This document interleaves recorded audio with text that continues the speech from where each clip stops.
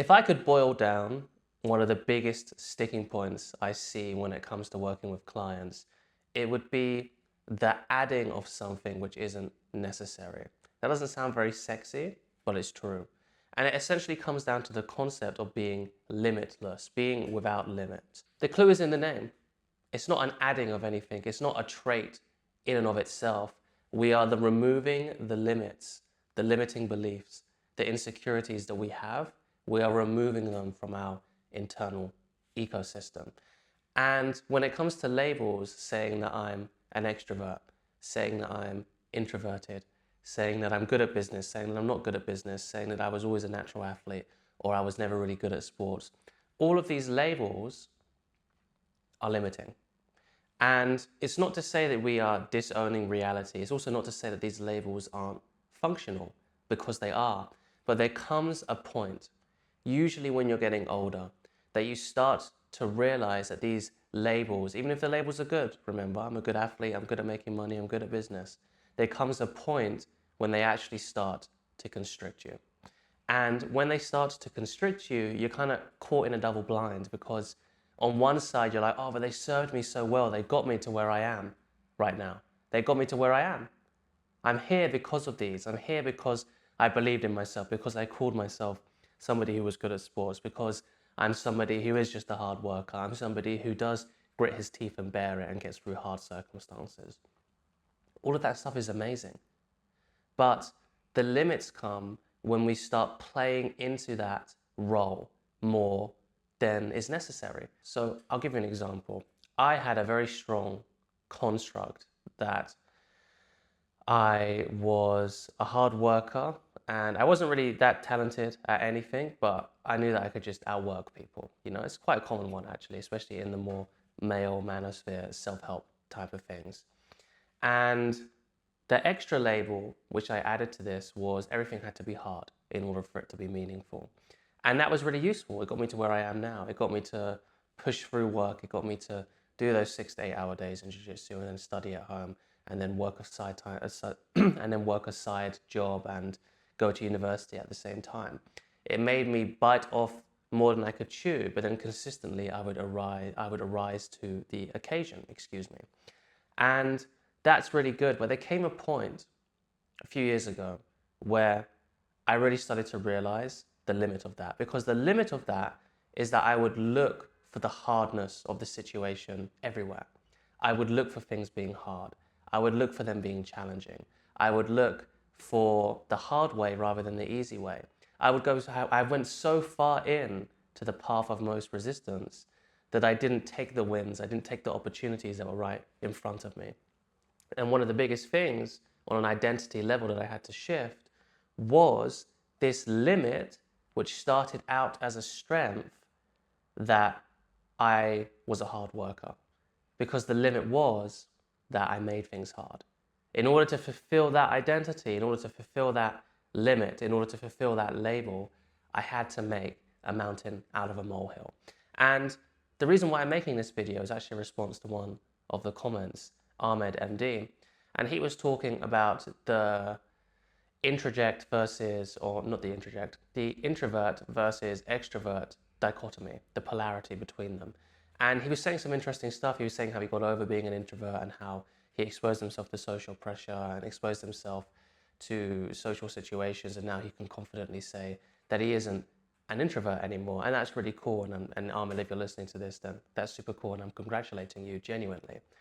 But if I was to do my job, right, which is to kind of point out things that I'm seeing, and obviously everyone can disagree with this, there even is a problem with putting the polarity of introvert, extrovert, of being shy and social. Because that, first of all, is made up. One of the biggest things that I see when it comes to labeling is, instead of using the label just as a marker, we add extra meaning to it. So introvert, extrovert one is a big one. A lot of the clients that I work with actually one-on-one have labeled themselves at some point an introvert because they've exhibited traits of being shy, being kind of shrinking when it comes to social pressure on a more natural sense, usually more agreeable, usually more nice, doesn't really speak up, right? None of this has to do with being an introvert. The same way that my construct around things had to be hard or I was a hard worker actually had nothing to do with things having to be hard. Things could be easy and then I could be a hard worker and then I'd crush it even more. But I went down the hard path because I added all these extra labels. And conversely, being an extrovert doesn't actually mean that you're social, that you are confident, that you're a bit more boisterous, that you're comfortable in social situations, all types of social situations. I'm actually an extrovert, naturally, which means that I get energy from social situations. That's the polarity of introvert, extrovert, which is the most useful in my opinion. If you're an introvert, it means you recharge alone. If you're an extrovert, you recharge socially. So if you're at the end of a long work week and you're really tired, something that would actually really appeal to me is then going out with a bunch of my really close friends and just either chilling together or going out and doing something fun, doing an activity. Whereas someone who's an introvert needs to close all of the windows and close all of the doors and recharge at home over the weekend, okay? And it's when we have a certain idea or a certain label, a typology, an archetype, and these are useful. I even use these in my coaching as well, in my content too. There comes a point where we even have to drop, I'm no longer an introvert or I'm no longer an extrovert. And we just are seeing ourselves for what's actually coming up. Oh, I have sometimes in some social situations where I'm not the most confident. And I have some situations where I am. Because to come back to my example, me being an extrovert, actually, even though I was an extrovert, I was still quite shy. Like I wouldn't really talk around family. I was not very good in groups and I didn't have the best social skills or social awareness. None of these things are labels that you would typically see on about an extrovert, right? You would label them as an introvert, but that's why that labels are inherently constrictive. Another second point, if you're struggling with this, I don't think Ahmed is, but if you're talking about the introvert extrovert dichotomy, then or the introvert extrovert polarity, then you can actually grow attached to being an extrovert or being an introvert. Oh, I'm an extrovert, therefore I'm super confident and I can speak my mind and I'm really good socially. Well, I'm an introvert, that means I'm more smart, I'm more considered, I'm more precise, I'm a deeper thinker and all of that stuff. And it's actually that attachment which makes you put limits on yourself to begin with. It's the attachment to the identity that you have created which is causing the suffering that's coming on. So an example of this is I actually have a client who's a bit of a classic introvert, but if you were to speak to him, like super cool, very social, likes to be involved, like has good banter, what we say in English. You know, he's a confident guy, but he's very classically introverted, but he wasn't always like that.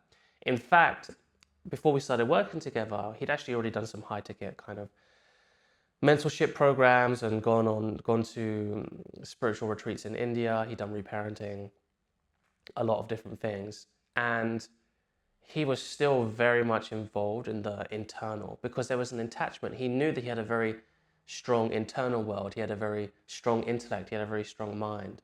He was able to be very introspective and it served him very well. He was able to exit software for a few years and was still able to afford those kind of mentorship programs and traveling around without having to work. So obviously it helped. However, he got to the point where he was able to not really rely on that so much or not put limits on himself because that attachment to that identity of someone who'd been to the yoga retreats in India and who'd done reparenting and had learned a lot about developmental psychology and done all this work on himself, it was that attachment which was stopping him from taking the next step. And the next step for him was actually having a meaningful relationship, finding someone who he could spend his life with or just before he even got to that, it was just exploring the dating world a bit more because he'd been super busy professional, hadn't had time really to date, and then he'd gone on this whole internal work, hero's journey, hadn't really had time for that. But also part of the reason why he couldn't have just done that at the same time is because he had an attachment to this was his internal process, this was his internal thing to fix. And it's internal first and then we can do the external. And what he wasn't able to see was the fact that he was getting lost in the internal. And that came from that label, not necessarily an introvert, although that was part of it, of I'm the introverted, introspective, intelligent guy, and these other methods that are more practical, more tangible don't really work for me, right? As soon as that attachment went, as soon as we were able to get down to the core shadow archetype that was at play here, we were able to liberate this pattern from him, because he was able to see that this attachment, yes, it was giving him a lot, but he could have all of that stuff and more without the label, without the constriction, without the limit. So if you're struggling with an identity thing, let's say it's an introvert, I'm more introverted, then you can have all of the benefits from that without any of the drawbacks. Because that is just, there's part of that label which is just you. Maybe you are just a bit more introspective. You think a bit more before you can speak. You do recharge when you're on your own. Cool, you can have all of that. But you don't have to have the limits that come as soon as we put a label on something, as soon as we put a construct on something, as soon as we put an archetype on something or a typology on something. Now, I do have to do some homework here, which is, at what point is typologies and archetypes useful? They're useful for breaking down something in a more functional map, essentially. They're used to breaking down, like, let's say I have a video coming out which is going to be about all the different types of nice guys. And there's 16 different main archetypes that I see for that, more than just one.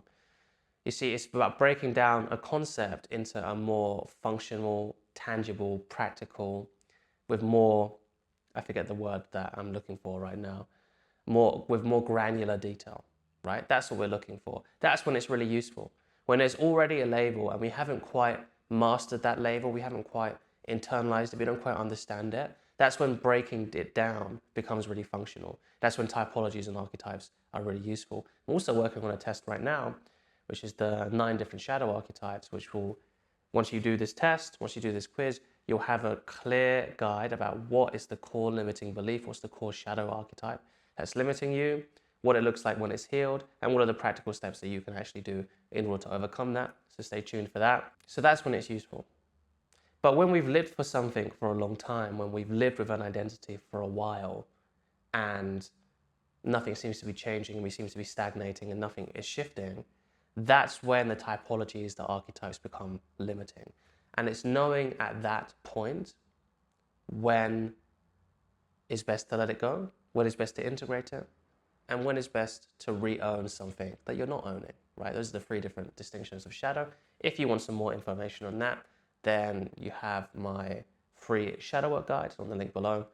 All of course is your email. You'll also be signed up to my email list where I don't give content like that anywhere else, including on this YouTube channel. So what I'll leave you with is this. If you feel like you're being limited by something, then look at what you're attached to in that limit, in that label. And it could be a whole storyline, a whole past, a whole plethora of reasons why that thing has been useful to you in the past. But do not get blinded by the fact that just because something is useful or has been useful for you in the past doesn't mean that it's useful for you right now.